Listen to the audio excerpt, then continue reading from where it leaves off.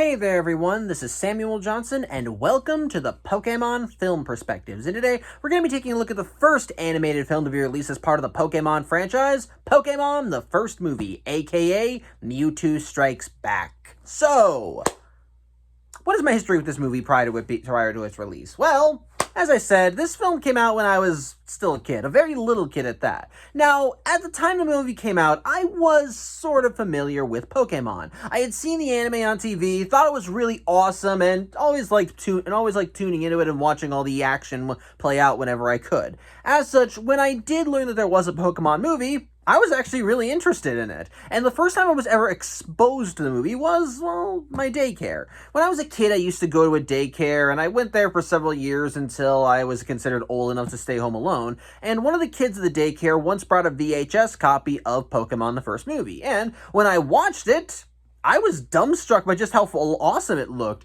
and basically, I wanted to keep watching it. I wanted to own the movie, so much so that one time when it was being aired on Kids WB, my parents tried to record it for me and failed. Although, joke's on past me, I have it on DVD now, so neener. However, for many years, this is a movie that kind of sort of has a mixed reputation among fans. Whether you're a fan of Pokemon or not, there is usually someone who has an opinion on this movie. Whether it's good, now, for some people, it's still considered a nostalgic classic in the Pokemon series, but for others, they look back and wince just a little bit, kind of like in the way that would say, wow, I really liked that when I was a kid.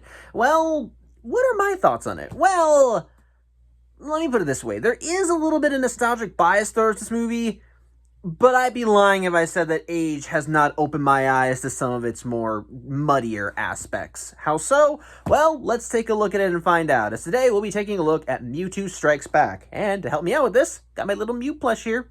Ain't it adorable? Now, before I actually get to my usual long-ass plot summary, I want to give a fair bit of warning. Unlike my regular vlogs, I'm going to go into this assuming that if you're watching this, you probably know what the hell a Pokemon is, and there are probably certain Pokemon that you are already familiar with. I'm going to assume that you already know that Ash's best friend is a Pikachu that always rides on his shoulder. I'm going to assume you know who the hell Charizard is. I'm going to assume that you know what certain Pokemon are and what the hell they do. As such, there will be times when I mention a Pokemon's name and I do not go into detail about what the hell they are. I will occasionally do that for other Pokemon because sometimes there are plot-important Pokemon that are specifically introduced in their movies, like with the titular character for this movie, but other times, I'm just going to go in assuming that you already know who it is, and I'm not going to bother giving you an introduction. Are we good? Is that understood? Alright, so anyway, with all that out of the way, how does this film begin? Well, believe it or not, it begins with a science experiment, as the film opens up in a rather dark and dreary lab, as we see our I guess our main character of the movie, Mewtwo, as he's resting in what looks like a giant tube, while outside are a group of scientists who seem to be performing a series of experiments and who are reacting to Mewtwo's vitals. Mewtwo at first looks like he's sleeping, but the more the scientists talk, the more Mewtwo begins reacting, and he begins hearing the voices and realizing that something's going on outside and he wants to know what's happening. As such, he begins waking up proper, and the scientist machines begin going haywire as Mewtwo manages to break out of his cell through sheer psychic power. As such, the scientists that see Mewtwo are just completely awestruck, and of course Mewtwo's wondering what the hell is going on, but the lead scientist steps forward and explains what's going on. Mewtwo, as his name implies, is a clone Pokemon. Specifically, he's a clone of this cuddly little bug right here. And basically, how they're able to clone Mewtwo is that the scientists have found an ancient tablet which did contain a few trace elements of Mew's genetic structure, and from those bits of DNA, they're able to make Mewtwo. However, unlike regular clones, which are just straight copies of the original, Mewtwo is a super clone, i.e., while his genetics are similar enough to Mew's that they can say that they're related, so to speak, Mewtwo's powers are actually upgraded, hence why Mewtwo looks a little different, which, yeah, if you look at the DVD case, yeah, that's Mewtwo, and, yeah, can't you see the family resemblance? But Yeah, the scientists basically claim that the reason why they were doing it, why they created Mewtwo, was because they set out to create the world's strongest Pokemon, and that Pokemon was Mewtwo. And Mewtwo is hearing this. You can tell he's just kind of a little confused by all of it, but he does seem to be taking it in stride somewhat. But although his tune does change a little when he asks if him being born means that the experiment is over, but the scientists say, "Oh no, the experiments have only just begun," as the scientists begin congratulating each other on a job well done. Which, by the way, I should probably mention this. Mewtwo can talk. Sort of. Most Pokemon can't really talk. The most they can do is just repeat their name over and over and over, and that's just how they communicate. Much like how a dog barks or a cat meows, Pokemon communicate by just saying their name over and over. However, since Mewtwo is derived from Mew, he actually has his own variety of superpowers and abilities, much like Mew. In this case, super psychic abilities. And as a result, he has the ability to project his thoughts into someone else's mind. And thus, that's how that's how he's able to communicate. As this basically acts as a kind of translator, allowing him to actually directly speak to someone by just inputting his voice inside their mind. It's actually pretty cool. Regardless, as the scientists are congratulating themselves, Mewtwo begins not exactly taking the news he was just given well, that he's a copy of another Pokemon, a Pokemon that he has no idea what the hell it even is, and that he was basically created to just be a science experiment, and that they're going to continue treating him like a science experiment. As such, Mewtwo hears all this, and he starts getting a little pissed off because he doesn't want to be treated like a science experiment. And as such, he begins wrecking everything. Basically, in a fit of rage, his psychic powers begin flaring up, and he just begins completely abolishing the lab, much to the scientists' horror, as they're all just knocked aside as the lab is being torn asunder, machines explode, walls fall in on each other, the place gets lit in flames, and the last thing the lead scientist says before he's engulfed by the flames is that they set out to create the world's strongest Pokemon, and they succeeded. And, well, that's the last thing that any human says, or at least any of these scientists say on this island before it gets fucking blown up. Yeah, Mewtwo murdered a bunch of people. A kid's movie. But Mewtwo doesn't really have a lot of time to dwell on what he's done, as he stands in the ruins of this island. Well, a chopper arrives, and we see the man behind this whole entire science experiment. A man by the name of Giovanni, who, yeah, for those familiar with the Pokemon mythos and franchise, Giovanni is the head of a criminal organization known as Team Rocket, whose main goal is basically just steal Pokemon, become stronger, blah blah blah blah blah. He's also a gym leader. That's very important for what you're about to see next. But regardless, Giovanni was the one bankrolling the whole operation, and when he sees Mewtwo, he basically offers him a job, so to speak, saying that the two of them are going to be partners going forward, and that he can give Mewtwo a purpose, something that Mewtwo is actively seeking right now. And while Mewtwo's a little hesitant to trust this weirdo that he's just met, he does decide to play along, and he accepts the opportunity. And as such, Giovanni takes him back to the mainland, and to help him focus his psychic powers, he dons him in a suit of armor, which Mewtwo exposits that the armor seems to be dampening his powers, but Giovanni argues that, again, like I said, it can focus them. And sure enough, the armor does its job well, as we get a montage of Mewtwo as he's working with Giovanni, and we see that the armor is helping him learn to control his psychic powers, so that he isn't just causing massive explosions with just a thought. Basically, it's the difference between having a controlled fire and a blazing inferno. It actually does lead to some really cool stuff, as we see Giovanni using Mewtwo in his gym whenever a trainer challenges him in his gym, and likewise we see Mewtwo assisting Team Rocket as they're capturing Pokemon. And as the months go along, Mewtwo is content to be able to basically train with his abilities and see what he can and can't do. But through it all, Mewtwo still wonders what the hell he exists for. After all, like I said, he believes in the end of the day that he was built to be a science experiment, and he doesn't want that. So he wants to know what his true purpose is. Well, after enough months pass, Giovanni says that he knows what his purpose is. It's to be a servant. After all, Mewtwo's a Pokemon, a super powerful Pokemon, but a Pokemon nonetheless. And so Giovanni pretty much tells Mewtwo that his only reason for existing is to serve humans, and that if he doesn't like it, he can get a phone and call someone who cares. i.e. nobody. As such, Mewtwo hears that, and he's rightfully pissed, especially since as part of this job offer, Giovanni promised that they be partners. Of course, when Giovanni pretty much gives him the equivalent of screw you actually believed that. Mewtwo once again gets pissed, and more things begin blowing up as he actually manages to override the armor, and, well, Giovanni's gym explodes, which was actually something that happened in the anime, believe it or not. But either way, as the gym explodes, Mewtwo flies out of the wreckage and completely discards the armor, save the helmet, which he discards when he finally lands somewhere. And he ends up flying back to the remains of the island, and he basically decides, you know what? Fuck it, everybody's against me, so I'm going to make my own purpose, and I'm going to prove to the world that I am strong, I'm better than all of them, and they can all kiss my ass. And, well, with that in mind, the film actually begins proper as we get our opening title sequence, and we flash forward a little later until we meet our series protagonist, so to speak, as we catch up with Ash Ketchum as he and his traveling companions, Misty and Brock, are just kind of camped out somewhere, and Brock is preparing a stew for all of them to enjoy, while Ash is just kind of moaning and groaning on the sidelines, begging for food. Although he does get his vigor back when another Pokemon trainer appears out of nowhere and challenges him to a battle, and a battle Ash accepts, as the two of them call out their Pokemon, and it leads to, honestly, a really good fight sequence. We don't really hear anything because the Pokemon opening theme begins playing over it, or at least the cover of it, but it's a nice way of basically helping getting people into the swing of things, just seeing Pokemon fight each other, having the song play over it. I think it's a nice cover, don't misunderstand, so it's nice, I dig it. However, as Ash and this other trainer are battling, it turns out that there are two groups spying on them. The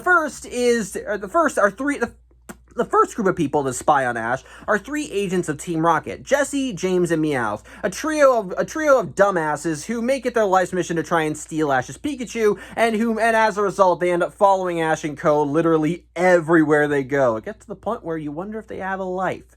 Oh, and yes, I said a Meowth. He's a Pokemon, and basically Meowth's gimmick is that, unlike other Pokemon, he can talk. I'm not going to explain how he did it. It's a thing in the anime. Point is, it's not something that comes naturally to him. He had to learn how to do it. Point is, they're watching him on the sidelines, but the second viewer is actually another Pokemon flying through the sky. A Fearow with a camera on its neck. And the camera is actually recording the feed and sending it directly back to what looks like a large mansion, as we see a strange, dark figure sitting in a chair, watching the footage and analyzing it, as we see a servant come in and ask their master if Ash can be brought to the island, should be invited to meet with him as well. And with no words exchanged, the servant says, of course, I'll send out the invitation, as she leaves, leaving her dark master to ponder his dark, mysterious... Yeah, I'm going to spoil this right now, it's Mewtwo.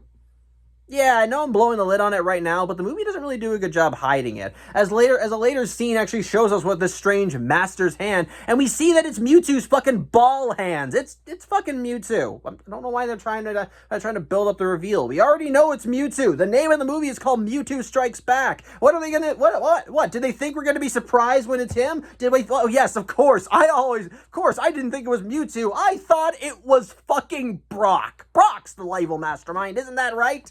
Whatever. Anyway, either way, point is, Mewtwo has his invitation sent in the form of a Dragonite, bringing it to him. And as such, as Ash wins the Pokemon match via Pikachu, because Pikachu is OP, no wonder Team Rocket wants him. Basically, Dragonite delivers said invitation directly to Ash, and it's actually a holographic invitation, as we see the servant that asked Mewtwo if she could invite Ash appear on the card, and basically just tell Ash that her master, the greatest Pokemon trainer in the world, has invited Ash and co. to meet with him on his fortress on an island called New Island. And of course, the team are a little curious about this, but they accept the invitation nonetheless. However, before they get the chance to accept, Brock, of course, is just smitten with the girl on the screen because, well, Brock likes the ladies. Either way, after they give their acceptance back to the Dragonite, at first it's going to fly back to New Island to deliver the acceptance, but Team Rocket, of course, was watching on the sidelines, and they end up stopping Dragonite and learning that Ash and Co. have been invited somewhere. To where, though, they don't know, as the details on New Island were with the primary invitation, which Ash and Co. kept because, well, they need to present it when they get to New Island, otherwise they won't be let in. Regardless, the trio of trainers and their Pokemon end up leaving the area as they head to the nearest city and head to the port. As well, island, gotta go to the sea. However, as this happens, Mewtwo begins to play his hand, both metaphorically and literally, as he begins waving his weird ball hand, as he begins using his psychic powers to literally shape the weather around his island, creating a veritable maelstrom of a storm, which begins stirring up the water, causing everyone to get rained down, drenched, and it gets to the point where several Pokemon trainers have to hunker down at the port just to be able to stay dry, with Ash and Co. arriving. Unfortunately, though, the storm is beginning to get a lot worse, as the local authorities, in this case Officer Jenny, and the harbor master pretty much tell all the trainers that all boats going out have been canceled, and it's within their best interest right now to stay where they are, with the harbor master giving some weird, vague, legendary, the storm prophecy or whatever, basically saying that don't go out there, you'll be fucked. And Officer Jenny further discourages the trainers from doing it, because if they do go out there using their Pokemon, well, if something happens to their Pokemon, they're kind of fucked, because the local Pokemon medical facility has been shut down, as the one in charge of it, the resident Nurse Joy, has seemingly disappeared and no one knows where. With Brock going up to her missing persons poster, of course, ogling it, but he stops ogling for a second when he begins wondering, hey, doesn't she look familiar? Regardless, there are a trio of trainers that pretty much go fuck that to the warning, as they use their respective Pokemon to pretty much brave through the storm. While Officer Jenny tries to stop them and even threatens to arrest them, the Harbor Master pretty much tells Officer Jenny to let them go, that their determination will make them true masters, blah blah blah blah blah. But as for Ash and Co., while Ash also thinks that maybe they should use their Pokemon to brave the storm, Misty rightfully tells Ash that that's a stupid idea. Their Pokemon aren't strong enough to weather that storm, so it's probably within their best interest to just stay at the port, much to Ash's chagrin. However, Hope arrives in the form of Team Rocket, who, in one of their latest schemes, have disguised themselves as fucking Vikings.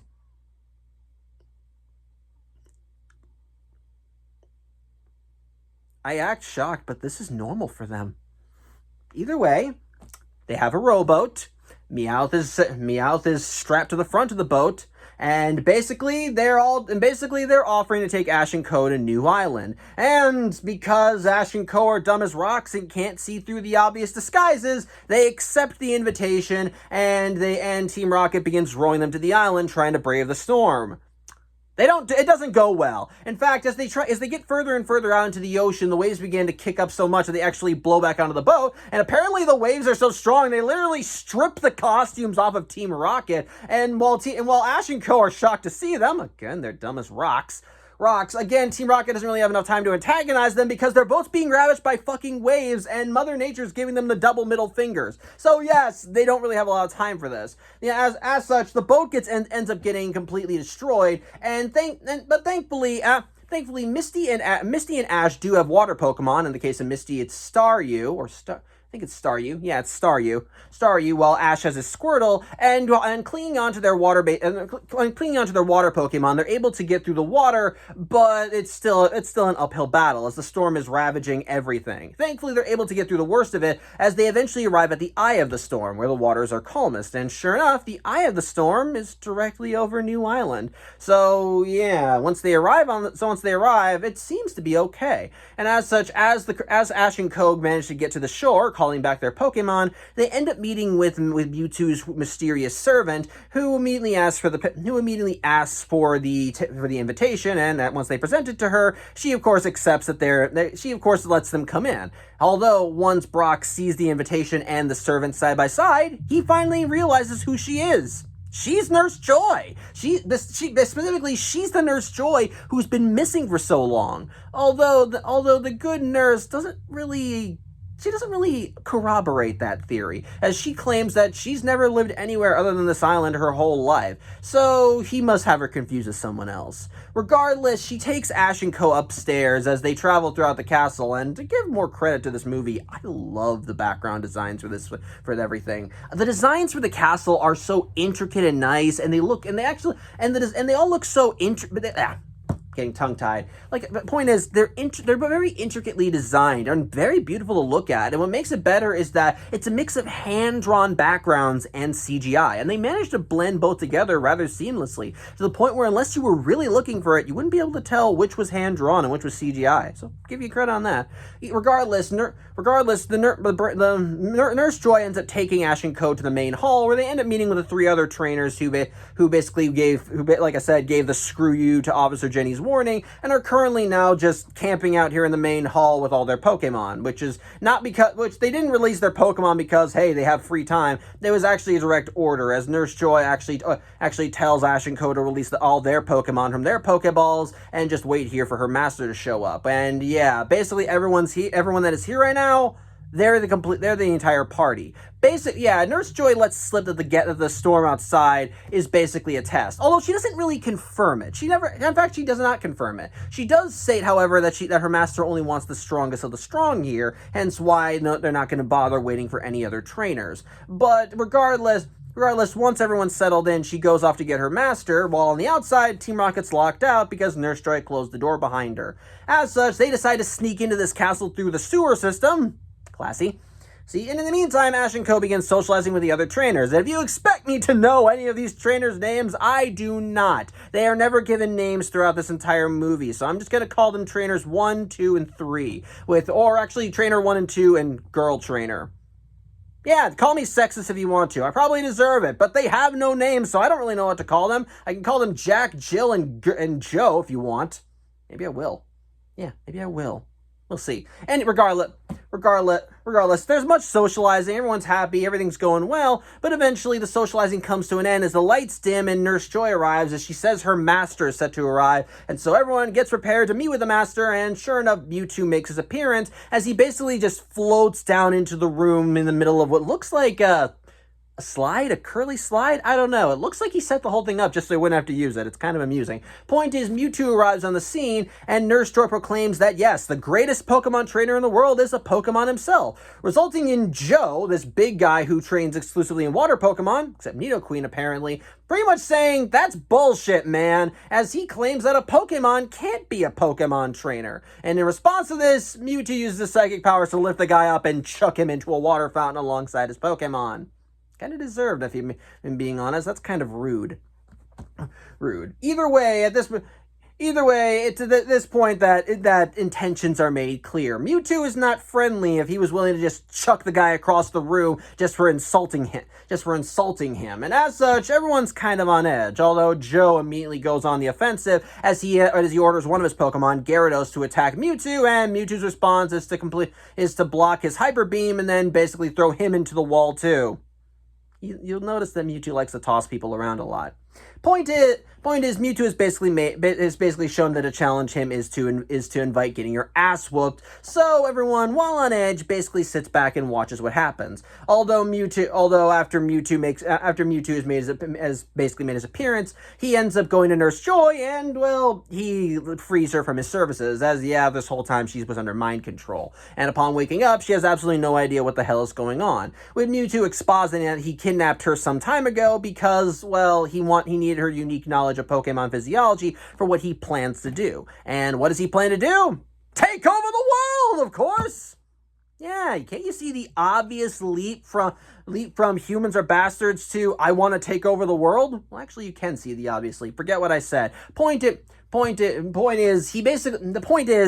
He basically thinks that humanity is a cancer on the earth. They are cruel, they're evil, and basically in Mewtwo's eyes, these assholes pretty much need to be wiped out as soon as possible, which is where the storm comes in. Not only was the storm a test to figure out which of the strongest trainers would be able to get to the island, but it was also because this is his ultimate apocalypse plan. As the storm is not going to settle down after a while, it's just going to get bigger. It's going to eventually circle the entire world, and it's going to be so ravaging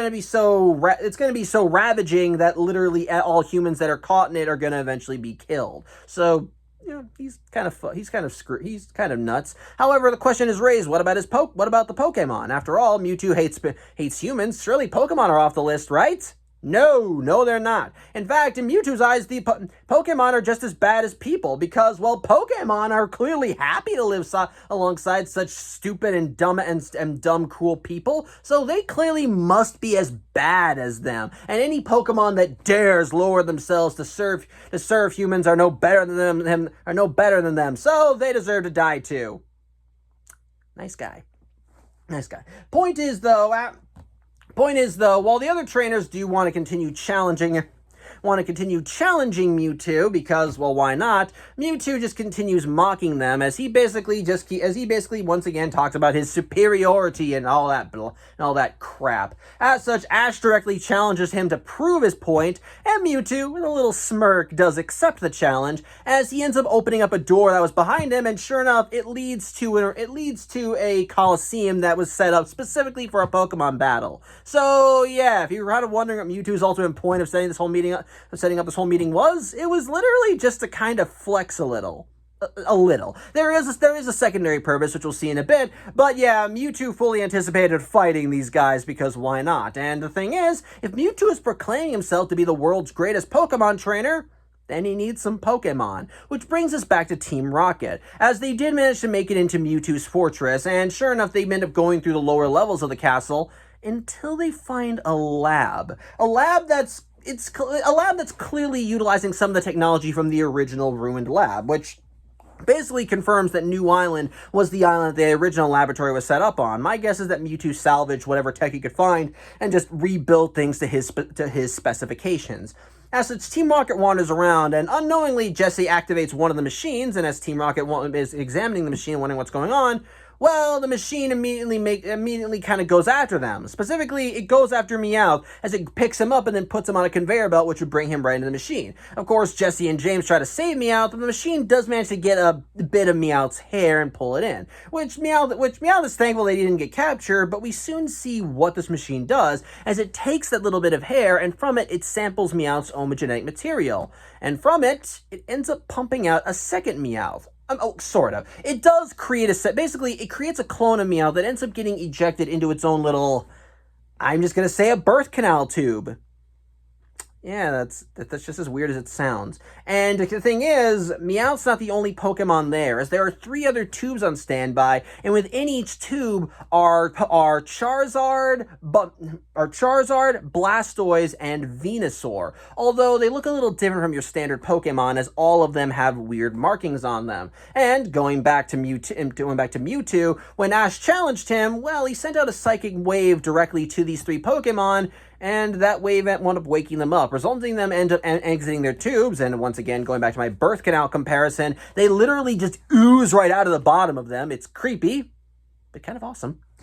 And they end up making their way to the upper levels, with Mewtwo revealing that yes, these 3 Pokemon are clones. As if Mewtwo wanted to be a trainer, of course he needed to have some starter Pokemon. So of course he started with Charmander, Bulbasaur, and Squirtle. Sorry, I was blanking on the name there. I don't know why. However, as Mewtwo trained with them, eventually he took their genetic material and made these clones, which, like Mewtwo, are supposed to be stronger than the originals. And that's part of why Mewtwo is actually ready to have a Pokemon battle, as he genuinely wants to demonstrate just how strong his Pokemon are in comparison to the originals. And as luck would have it, our resident Pokemon trainers do indeed have Pokemon to counter Mewtwo's, as Jill has a Pokemon, has a Venusaur, Jack has a Blastoise, and Ash, of course, has his Charizard. Of course, Charizard doesn't at this point in the series, Charizard was, as Mewtwo put it, poorly trained, so the instant Ash lets him out of his Pokeball, he tries to blast Mewtwo, which I think under normal circumstances would get someone blasted, but I think all Mewtwo had to do was just say, your Charizard is poorly trained, and it was enough of a screw you.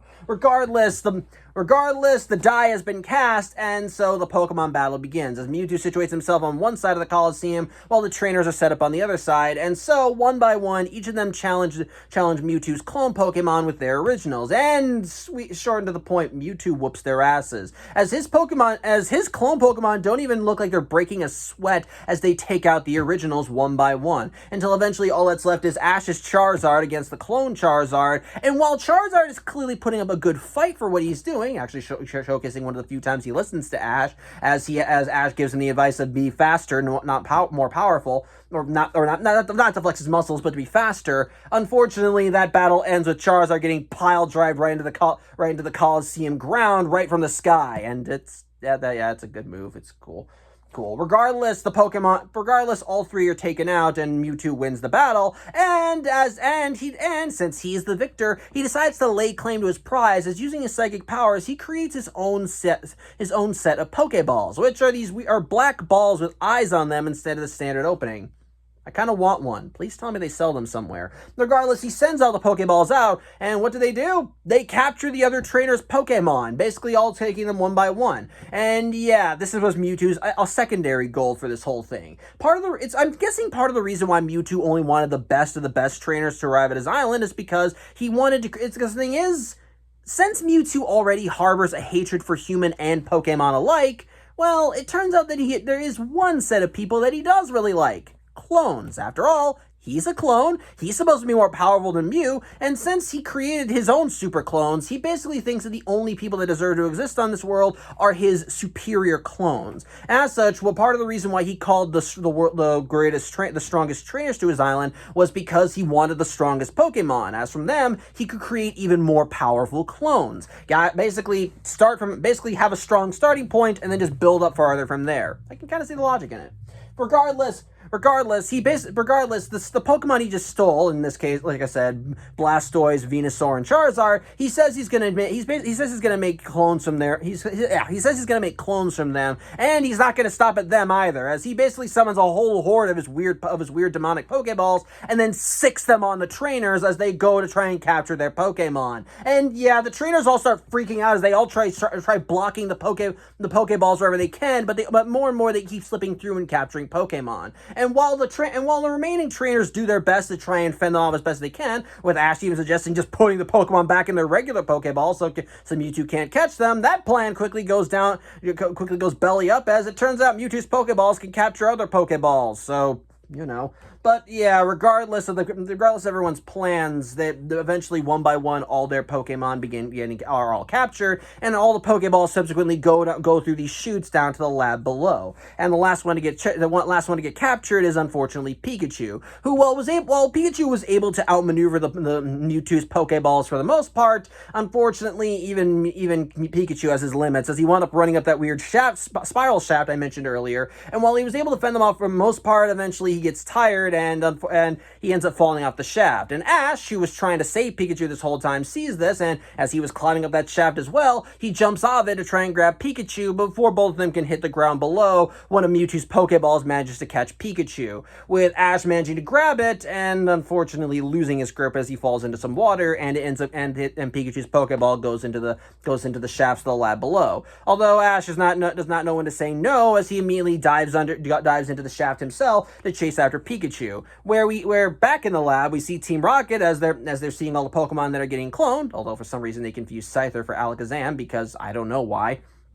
But eventually Ash arrives on the scene just as the machine gets Pikachu's Pokeball and begins extracting Pikachu's genetic material, and Ash basically charges headfirst in the machine, completely ignoring Team Rocket, and he just whips Pikachu's Pokeball right out of it, to the point where the machine ends up grabbing at Ash, and Ash just pretty much just starts ripping it up from the inside, which does manage to free Pikachu's Pokeball, but unfortunately it ends up causing the machine to blow up, which in turn ends up releasing all the resulting clones from Mewtwo's experiments, i.e. taking these Pokemon, and causing them to wake up and begin heading upstairs themselves. Although it does have a positive secondary effect, as when the machine blew up, all Mewtwo's Pokeballs got thrown out and all the Pokemon they captured were released. As such, with an army of the original Pokemon by his side, Ash begins making his way upstairs following after the clones. And in the meantime, back upstairs, Mewtwo is basically offering his guests an out, as he tells them that they've served their purpose, they've done what he wanted them to do, so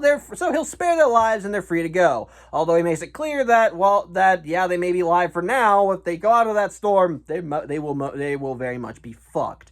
But before anyone can take Mewtwo up on this offer, that's when both Mewtwo's army of clones and Ash's army of originals come out to the surface, and Ash pretty much just tells Mewtwo that his plans are forfeit, and as he's not going to let them happen. As such, Ash stands in front of all the other Pokemon and he's ready to fight Mewtwo to the death, with him rushing forward, intent on punching Mewtwo, and it goes as well as you think it does. He's a 10-year-old kid versus an exceedingly powerful psychic Pokemon. He lost this battle before it even began. And to further exemplify this, Mewtwo actually, once again, picks up Ash and flings him right into his mansion. And while this would normally result in an Ash-sized smear on the side of his walls, Ash is saved by, well, Mew. Yeah, I failed to mention this, but throughout the whole movie, Mew's just been kind of around. Basically, when Mewtwo began stirring up his storm, we saw that Mew was resting in a little bubble beneath the ocean, and whatever Mewtwo did managed to stir Mew enough that Mew began kind of zeroing in on where Mewtwo was, basically making his way closer to New Island, and as such throughout the movie, Mew's just been kind of around, just kind of following people, specifically Team Rocket, and seeing everything just play out until eventually Mew revealed himself when the clones were all released, and now Mew's gone up to the surface to join up with everybody else. And what I love is that from the get-go, Mew's adorable. Like how Mew talks, of course, by repeating his name over and over, but it basically sounds like Mew. I can't do it justice. My voice can't get that high. But basically, it's just fucking adorable. Every scene that we've seen of Mew throughout the movie is just Mew being cute as hell. And why couldn't it be cute? Look at this face. Look at it. You can't deny how adorable that is. Don't worry, Chindy, you're still adorable too. Even when Mew saves Ash, Mew is just giggling up, makes a little bubble. And making a little bubble, which is how Mew saved Ash, and even jumps around it. While Mewtwo, on the other hand, sees his quote-unquote papa, and, well, he ends up throwing a psychic energy ball right at him, which Mew dodges, as Mew wants to take this opportunity to prove once and for all that he is better than Mew. He's a super clone. Mew is his father, and he was bred to be the superior being. He'll be all powerful. Blah bitty blah bitty blah. Point is, it's notice me, senpai. And as such, Mew, of course, doesn't want to engage with Mewtwo. As Mewtwo keeps blasting at Mew, Mew is just flying around, with Mewtwo even intentionally calling him out, saying, come on, aren't you scared, and all that. But eventually we do see that Mew does have some fight in him, as Mewtwo manages to land a hit on Mew, sending him flying into the sky, and Mew responds by throwing a psychic ball right at Mewtwo as well, flinging him back onto the battlefield. As such, Mewtwo at this point decides to back out. I'm guessing having someone fight back is not something he likes. And as such, he pretty much says he's got to get ready for his whole world domination plan with his army of cloned super Pokemon. To which Mew begins kind of going on and on in his Pokemon language, and thankfully we do have a translator on standby in the form of Meowth, as Team Rocket wound up crawling up when all the Pokemon came to the surface. And basically, Meowth exposits that what Mew is telling Mewtwo is that his clones basically don't mean jack and shit. They're just Pokemon at the end of the day, and just because they have all these fancy schmancy powers doesn't prove that they're better than the originals. Although apparently in the original Japanese, Mew was just straight up insulting the clone Pokemon, calling them inferior, which, fuck you, Mew. But regardless, Mewtwo does take what Mew says personally, as he says, oh, you want me to prove my Pokemon are better? Fine, I'll use my psychic powers to suppress their powers, and we'll see which one of them comes out on top. And yeah, from there, Mew and Mewtwo end up sicking their respective Pokemon armies against each other, and without any of the flashy superpowers and abilities, all the Pokemon are left to do is just, well, brutalizing each other. It's not, again, like, to go with how Pokemon usually fight, they usually have like flamethrowers, they can shoot lasers, they can shoot electric bolts and all that nice jazz. But this battle is, well, it's just very bare bones and very animalistic, which, yeah, the Pokemon are acting like animals. Who'd have thunk it?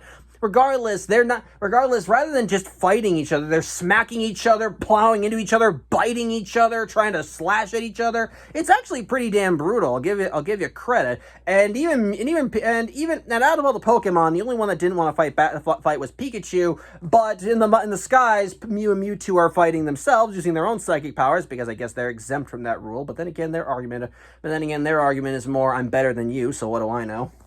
But yeah, this leads to one aspect of this movie that everyone, whether they like this movie or not, universally agrees is the dumbest aspect of it. The moral. Yeah, I should probably save this for after the plot summary, but fuck it, I'll talk about it now. The moral for this movie is stupid.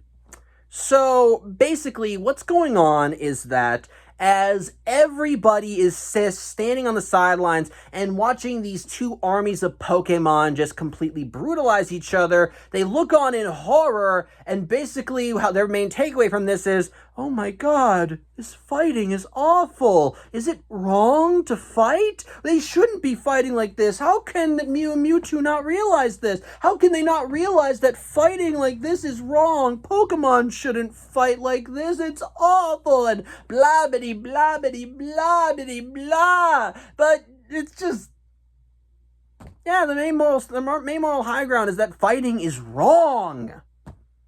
No shit, Sherlock. Of course fighting is wrong. There's a whole idea about, again, that's kind of the whole point of fighting. No one wants to fight, but we fight anyway. But let's put that aside for now. Pokemon, at the end of the day, despite being its whole gimmick being gotta catch 'em all, is about training and pitting Pokemon against each other in battle to prove who's stronger. Now, admittedly, the main point of Pokemon battles isn't to brutalize the opponent. It's just to tire the opponent out until they get knocked out. That's the whole point. But they're not approaching this situation with nuance. They're not. They're literally approaching the situation under the mindset of fighting is bad. Good on you, movie. You figured out what a fucking 2-year-old has figured out by this point. Of course people know fighting is bad, but there are different reasons for fighting. Maybe sometimes people just fight for sport. Maybe people fight so that they can just improve their skills. And sometimes fighting is necessary because there are assholes who don't understand that no means no, and they want to make a problem with it, and you gotta defend yourself. And yet no. This movie's whole moral high ground is that fighting is wrong. Fighting should never be a solution. Seeing all this horror makes everyone realize that they shouldn't be fighting about anything. That they need to really focus on peace and yada yada yada. Basically, if you want me to boil it down for you, the series about monsters, about little pocket monsters fighting each other, is now suddenly trying to tell you that fighting is wrong. That's stupid. That is the stupidest thing in the movie, and it basically just takes you right out of it. And like I said, everyone who has seen this movie agrees this is the dumbest aspect of it. Whether you're a fan of this movie or you don't like Pokemon at all, everyone has come together and said, yeah, no, that's dumb. And it is dumb. And this is also one of the times where I will reference the original Japanese version. The original Japanese story did have this scene again in full, and once again the characters are horrified when they saw the original Pokemon fighting with their clone counterparts. But the thing is, they weren't horrified because the fighting. They were horrified from the fighting, but it wasn't for the reason of, oh, fighting is bad, we shouldn't be doing it. No, they were horrified by the fact that they were fighting at all. Basically, the whole root of the argument was that the film was supposed to be about, well, existence. It's not just a matter it's not a matter of basic good versus evil here. It's a matter of who has the right to exist. And ultimately, the whole point of this battle was that the clone Pokemon were fighting their originals because Mewtwo wanted to prove that they had the right to exist, and they could prove that by defeating and just taking down the originals.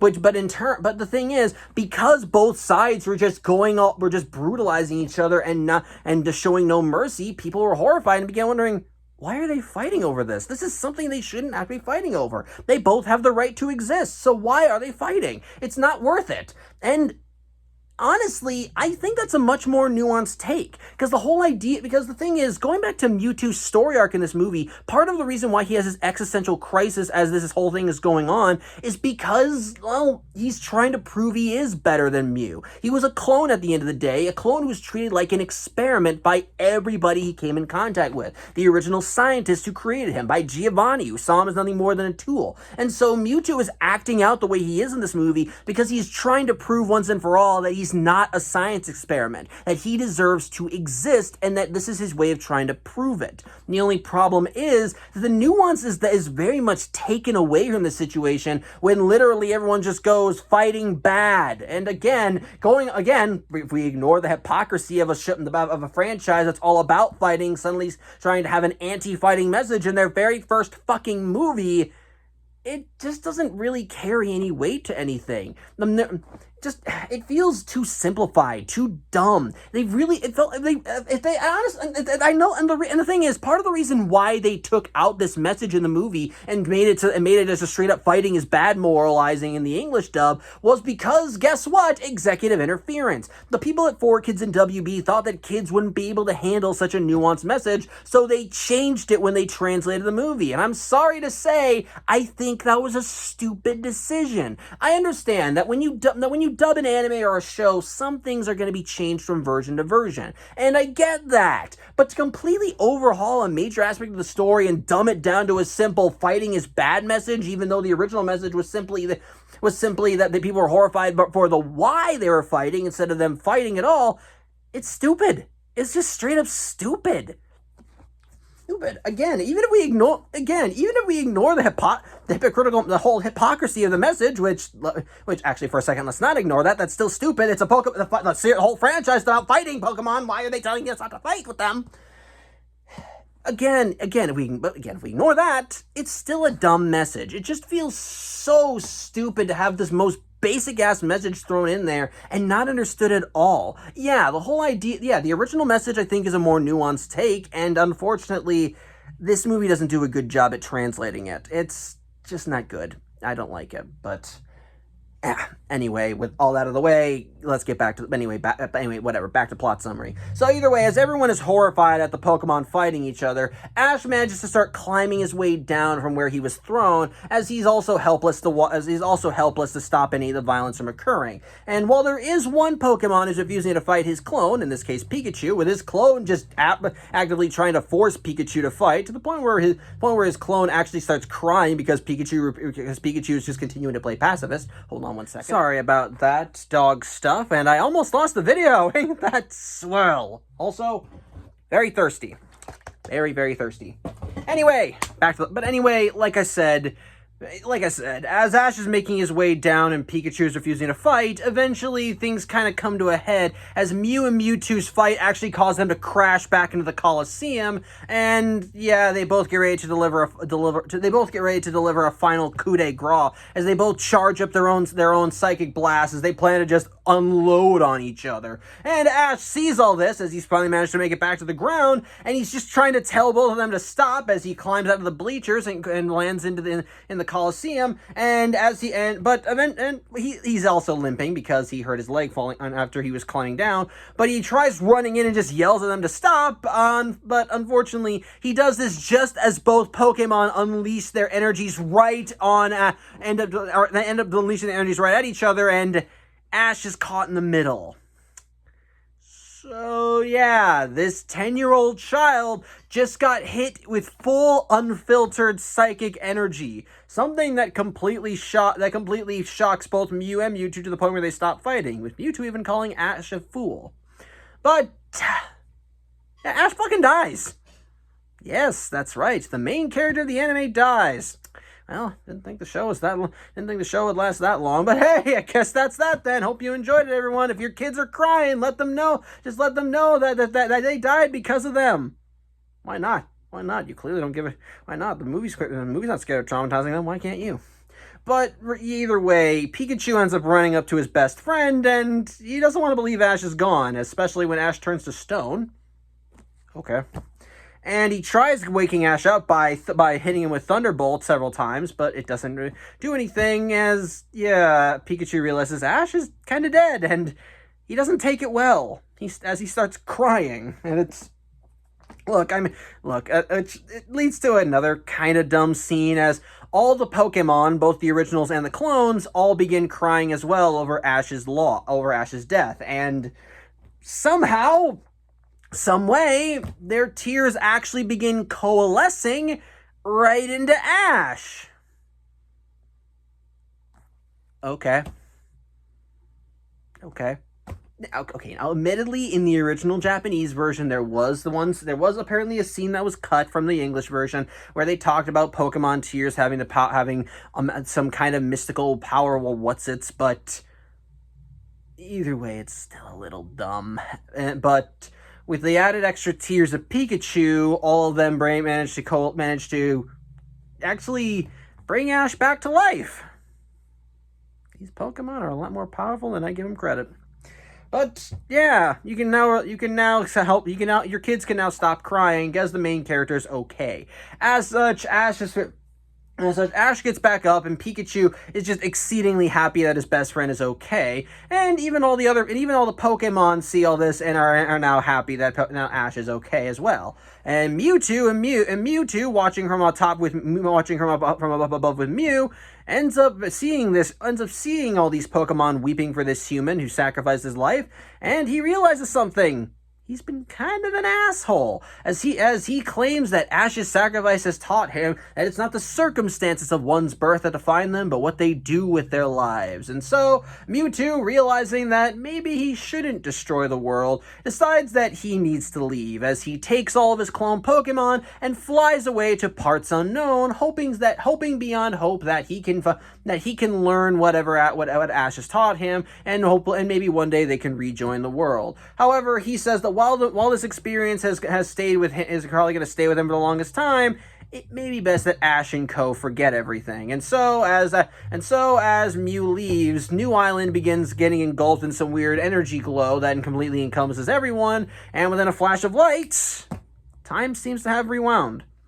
Yeah, I don't get it either. But point is, everyone is now back at the harbor as once again Officer Jenny and the harbor master are telling everyone they can't go out in the storm. It's bad news. However, unlike last time, Nurse Joy is here, and she's offering everyone a chance to stay at the Pokemon Center if they need shelter, which some Pokemon trainers end up doing, including Jack, Jill, and Joe.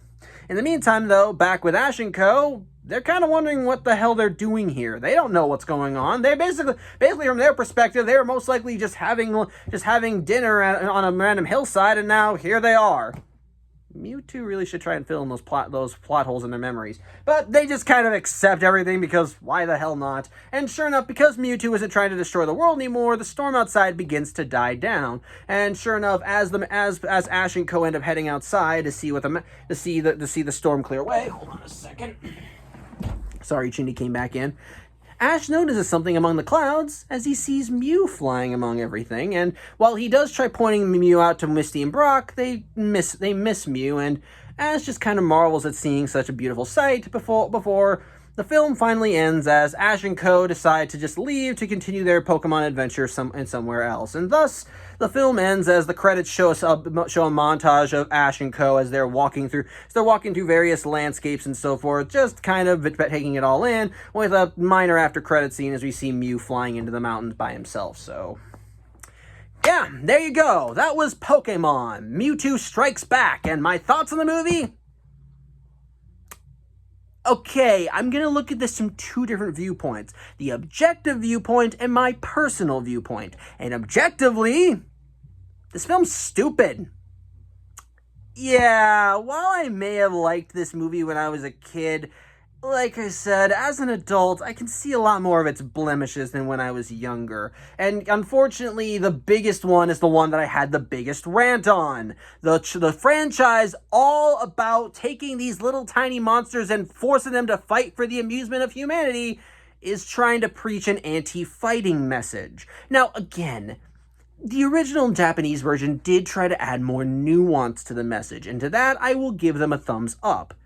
But like I said in the prologue, I'm not judging these movies by the original Japanese version. I'm judging them by what we have in the English version. And for the English film, I find that stupid.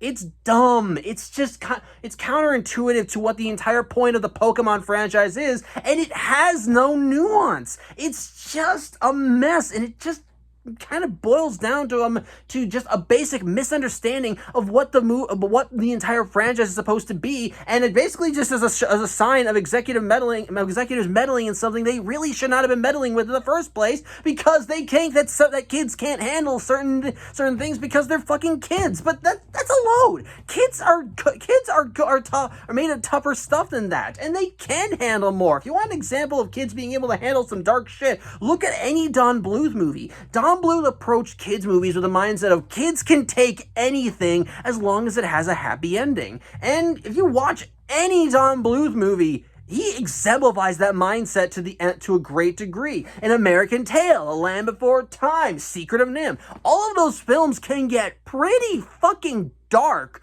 but what makes it all worth it in the end is by the end we have a happy ending. And you could have had a similar thing with this movie. You could have had these nuanced themes, these darker takes, and had more creativity to it. But when you really get down to it, it's not really work. It does not work. It has none of that. It's clear that the people in the big seats of Warner Brothers and 4Kids basically looked at this and thought, oh, kids can't handle this. Let's just release it anyway. But let's just try and trim away some stuff and release it to the public audience. That way kids will eat this shit up. And to their credit, kids did eat the shit up. The movie made a lot of money, so much so that they continued Pokemon on and on through various anime series and released several more movies. So clearly a lot of kids did eat this shit up. But I can say right now that plenty of adults who probably weren't fans of Pokemon looked at this movie and probably thought, the fuck is this shit? And I wouldn't blame him. I don't blame him. And this is coming from me, who was a fan of Pokemon growing up. This movie really just does not feel like this movie does not feel like something an adult could probably just come into blind and think, yes, this is what I want to keep watching. But and likewise, to kind of go more into how the film kind of trimmed the fat on things that it really shouldn't have trimmed the fat on, let's talk about Mewtwo. Now, I'll give credit where it's due. Mewtwo is kind of an intimidating customer as far as antagonists go. I love his design.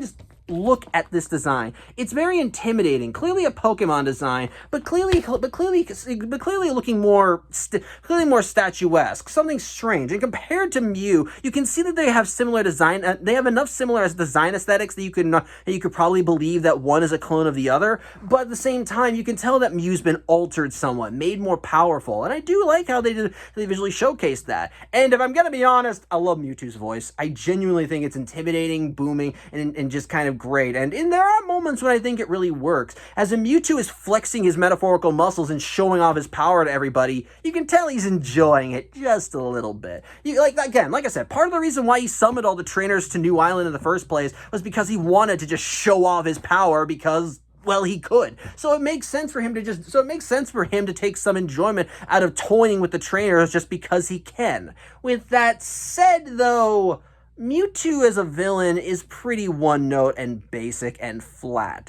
And again, this was not the case in the Japanese version. In the Japanese version, the Japanese version, Mewtwo definitely had more nuance to him, including having a scene that was just straight up cut out of the English dub. In this case, we saw it was a scene where Mewtwo, while he was still developing, was actually interacting with other clones specifically clones of Charmander, Bulbasaur, and Squirtle. And with his psychic powers, he got to know them and play with them. But not only that, he got to know the clone of a little girl. Yeah, another one of the plot lines that was cut out of the movie, that the lead scientist was using the experiments in an attempt to try and bring back his dead daughter. And so one of the clones was of her. But the thing is, something they said early in the movie, which they did keep in the original, was that earlier clones before Mewtwo unfortunately didn't survive the cloning process. And the thing is, Mewtwo's psychic powers allowed him to talk to those clones as they were essentially achieving brain death. That's kind of horrifying. But again, they cut the scene out because they didn't think kids would be able to handle it, which I could see a few kids getting mentally scarred by that. probably in the best way possible, but I get what I'm saying. But it just, that scene helps add more nuance to Mewtwo's character, as he does see light at the end of the tunnel, but then he sees these friends of his get perished, and you can see that would create you can understand why that would create a bitterness to him. I add on the fact that when he's born, he learns that he was basically just treated as an experiment, and that he was constantly being used by people. You can understand why he would be the way he is. The problem is that the leap from A to B with him is such a large leap. You won't even wonder how he made it there in the first place. In the beginning of the movie, Mewtwo was angry because he wanted to know what his purpose is, and he had no control over his powers. And from his perspective, the people that were supposed to give him that purpose just saw him as nothing more than just a tool. He thought the scientists wanted to use him as an experiment. He was angry at Giovanni because Giovanni used him as a tool. He wanted to use him as just a standard Pokemon. That's why Giovanni even funded this goddamn thing, because he just wanted a cool Pokemon that he could show off to people and then just go, neener, neener, I'm better than you. So I can understand Mewtwo being angry with them, but again, he talks about wanting to try and find his purpose, figure out what he was meant for, and yet he goes from that mindset to humans suck, I'm just gonna blow up the world. I'm just like, wow, what's the leap in logic there? What is that thing? What is that? I'm just like, how do you go from I want to find a purpose and prove myself, I want to find a purpose, to I want to take over the world? Now, admittedly, part of the whole reason for it is because his whole mindset is that he's trying to prove he's better, which does kind of tie back in to him trying to find a purpose. But the thing is, the whole I want to find a purpose is kind of lost in the whole I want to take over the world mentality. Like, again, where do you get to that? Where do you get from point A to point B there? How do you go from I want to prove I'm stronger to I'm going to just blow up the world? I understand he met with people that were kind of assholes. The scientist, like I said, scientists and Giovanni. But he basically is just going, yeah, you know what? Fuck everybody. I don't like them. I'm just going to prove that clones are super cool, yo. Again, it's just a leap in logic that doesn't make any sense, and it leads to his character feeling a little flat, which also unfortunately makes his heel face turn at the end of the movie feel like it comes right the hell out of nowhere. Part of the whole reason why Mewtwo had the mindset he did was because he did see the world in kind of a black and white mentality. He saw himself as the victim who was being abused by people, and so this was him basically lashing out and trying to prove he was better, thinking that the only way that he could prove he was strongest was by being the strongest. But that sentimentality was worthless, and yet by the end of the movie, when Ash sacrificed himself in order to stop Mew and Mewtwo from fighting, it showed Mewtwo an act of selflessness that he never understood, and it caused everybody to be so moved that they just stopped the fighting, and he realized, oh, okay, so there is beauty in the world. Never mind that. And I feel like that on itself could be something good, but the thing is, throughout the whole movie, Mewtwo didn't give a shit about anybody. He decried Pokemon in every sense of the word. He thought humans sucked ass and we didn't give a shit if they lived or died. So why is this suddenly so matter of fact? Why would he give a shit about what all the other Pokemon are thinking? Maybe his clone Pokemon, but I get the feeling that if we were going to the mindset of Mewtwo that we saw throughout the movie, I feel like he would think his clone Pokemon were being misdirected or being distracted. So him just suddenly going, oh, so I'm the asshole after all that, it just feels a little out of left field. So I am gonna consider that a problem. And as a result, while I do find aspects of Mewtwo to be enjoyable and makes him fun to watch, again, as a villain, he's rarely two-dimensional, and his heel face turn at the end of the episode really does not feel earned, especially when we get to that whole tacked-on fighting is bad message that really just oversimplified what they were going for in the movie to the point where it's just dumb. Of course, you could also argue and of course, if I want to talk about some objective things, sadly, this film does have some gatekeepy aspects to it. Like I said, if you really want to appreciate this movie, you gotta be a Pokemon fan. If you go into this movie hoping that it'll sway you to want to watch Pokemon, I'm just gonna say right now, you're better off just watching the anime. It's not like they don't introduce these characters, but they fully go in expecting you to know who they were. Kind of like what I did with these vlogs, except in my case, I fully expect anyone who clicks on this video to already know what the hell a Pokemon is, whereas with this movie, it's trying to find ways to be entertaining for both the kids and adults. And sadly, I think it's got one demographic covered, but the other one's kind of faltering a little. Just a little, maybe, possibly. I don't know. So in that regard, it basically does feel... does feel like it does kind of falter a little, especially with how the writing goes in certain points. With that said, though, while I do find a lot of key aspects of this movie to be just pretty damn dumb, subjectively, my opinion on the movie is I still like it. Yeah, it's gonna kind of seem weird. That does seem a little weird, especially since I just went on a whole tirade about this movie and how I find it to be a little how I found its message to be kind of stupid and the villain just two-dimensional with not really much to him. But I still like the movie. Now, part of that might be my own personal nostalgic bias, but yeah, even when it got to the dumber aspect of this movie and I was rolling my eyes at just how stupid it was, I couldn't hate it by the end. When I got to the end credits and I saw Ash and Co. just walking through all those different environments in a montage, I have to admit, I still had a smile on my face. I did feel like that this was an experience. Now, again, it's a flawed experience, admittedly, but I still liked it.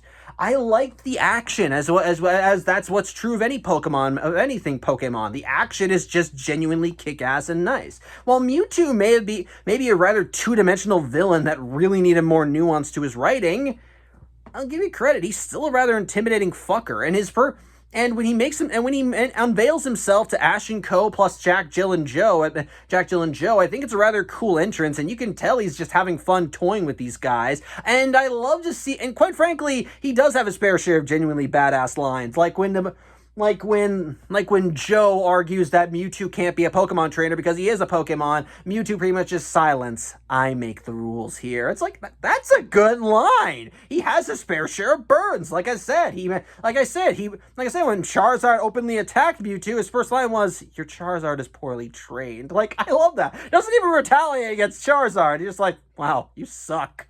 I love that.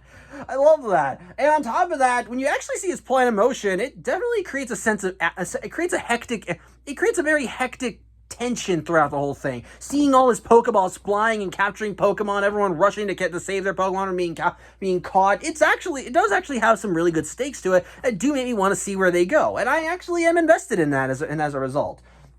And on top of that, like I said, the look of this movie is still really damn nice. It is so impressive to look at and just marvel in. And as a result, it does still pull you in, as it feels like a much grander adventure than just a standard Pokemon episode. And I feel like that it does still find ways of carrying that atmosphere and tension. When Ash and Co. first arrive on New Island and they're led through this dark, mysterious tower, not knowing what its purpose is, it does create a sense of foreboding. When Mewtwo makes his appearance and you realize that this is his house, they're all just guessing it. It creates a sense of drama. When things go haywire, it makes you feel like you're trapped in a haunted house with everything turning against you, and I love that. And I genuinely love that. The battle between Mew and Mewtwo was genuinely fun. And even the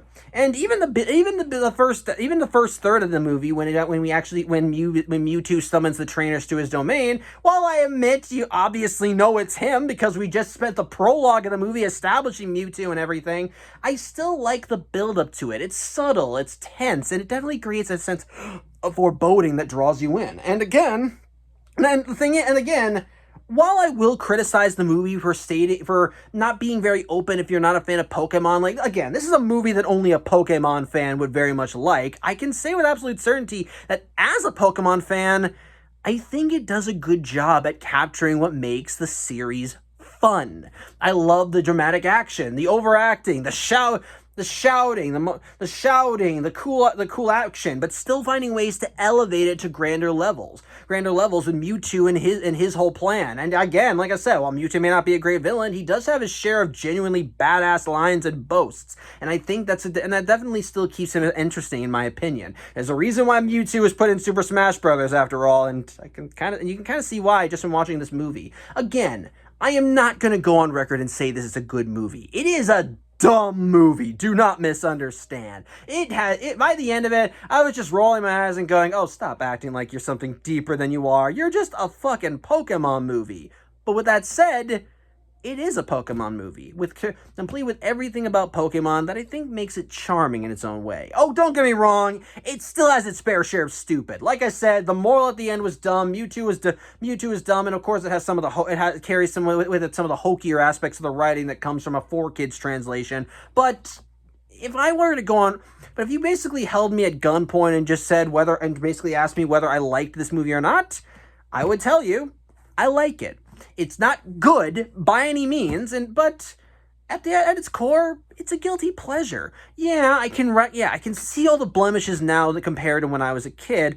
But even as an adult, when I watched this movie now and saw the ending montage of Ash and Co., even I couldn't help but feel like this was nice. This was nice to sit down and watch. And I feel like that's going to happen every time I watch this movie. Like I said, it's not a good movie, but I think if you're a Pokemon fan, you will find something to like about it. Even if you know for a fact that it's probably not a good movie and kids probably can find something better to watch, I think if you're already a fan of this franchise, this is a film that's definitely going to be up your alley. It's not good by any means, but it's a Pokemon fan's Pokemon movie, and I can't really fault it for that. But warts and all, I still like this movie, and I'm going to keep liking it for years to come. I will poke fun at it, I will make fun of it, but but quite frankly, if I met my younger self and said, you're going to own this movie one day, I would be squeeing along with him, and I would happily sit him down on my lap and watch it with him, just because, well, it's a fun time, and I'd love to share it with him as well. So, yeah, like I said, overall, dumb movie, but I still like it. So, yeah, I think that's really all I have to say.